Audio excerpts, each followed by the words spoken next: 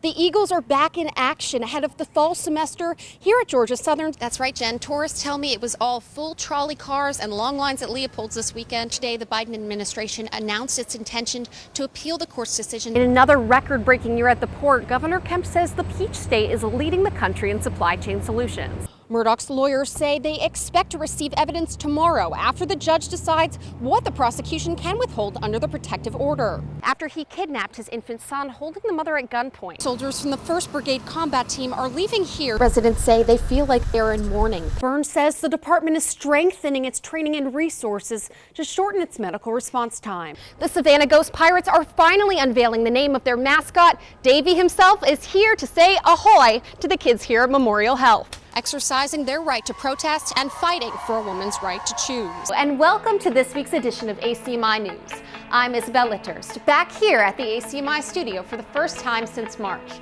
I'm the only one here in the studio. It's a little bit lonely, but I have to thank our two-man crew, socially distanced of course, for making it all happen. I met with Sabina and her dog Fonzie to get the scoop on her efforts to help homeless animals. U.S. Transportation Secretary Pete Buttigieg says supply chain workers are fighting an uphill battle. A lawyer representing the Arbery family, Gerald Griggs, gave the crowd clear instructions: show up on Monday and show up at the polls. The Murdoch family's connections to the region run deep, going back almost a century when Alec's great-grandfather took on the job as the 14th Circuit solicitor. Crews responded to the 911 call here on Charlton Road shortly after 9 a.m.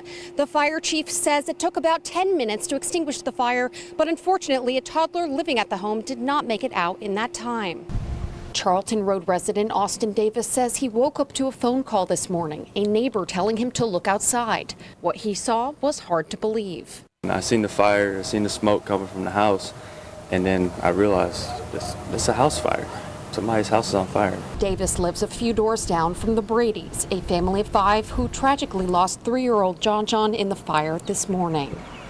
Units arrived on scene to find a 3-year-old deceased in the home from burns. One adult female was pretty severely injured from burns. She wound up being transported to the burn center in Augusta. Effingham County Fire Chief Clint Hodges is talking about the mother, Samantha Brady, who was in the home with her children when the fire broke out.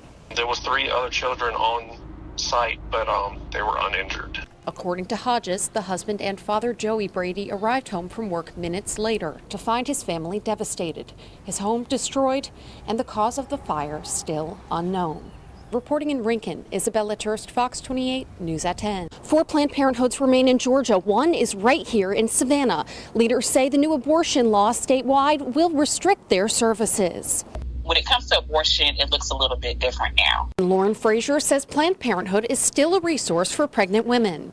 Every patient who comes to us seeking abortion care receives an ultrasound. Under the new law, it's illegal for Georgia clinicians to assist with an abortion if the ultrasound detects a fetal heartbeat. The law bans abortions at around 6 weeks of pregnancy, but beyond that, constitutional law professor Brett Curry says the legal guidelines are not well defined. The law was passed, I think, with a very almost certain belief or knowledge that it was never going to go into effect, at least not unless and until the Supreme Court overruled Roe v. Wade. Curry says the law lists exceptions to the 6-week ban with little explanation. In cases of rape or incest, or for health reasons or to save the life of the mother. But what does this all mean? Curry says the answers will take time. Through litigation, but not just litigation, also just everybody kind of grappling with what the new reality is. Reporting in Savannah, Isabella Turst, Fox 28, News at 10. St. Patrick brought clear skies and big smiles for the parade this year. Thousands of Savannians and visitors from around the world came out to celebrate after 2 years of cancellation. A day that begins with church bells for morning mass at St. John the Baptist ends with the sound of horns and hollers up and down the parade route. Families, friends, pets, elected officials, and even some familiar mascots celebrated the chance to come together again for the parade.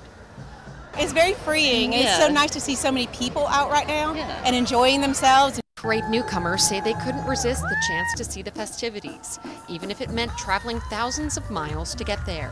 She traveled over from South Africa and we drove down from Canada just to be here for St. Patrick's Day. Amy Spilsbury says it's her daughter Piper's first St. Patrick's Day, and she's happy to share the experience at one of the largest parades in the country. I feel like this is once in a lifetime opportunity.